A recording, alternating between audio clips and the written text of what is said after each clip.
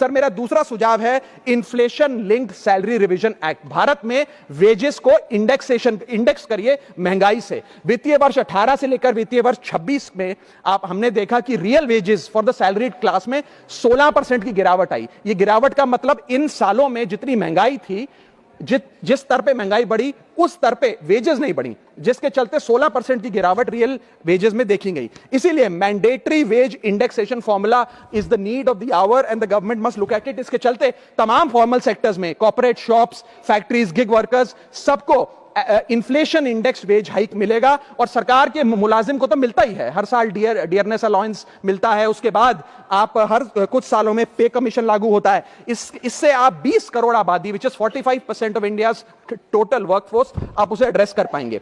Sir इसी के साथ साथ मैं बताना चाहता हूं कि दुनिया के कई देशों में यह पहले से ही लागू है।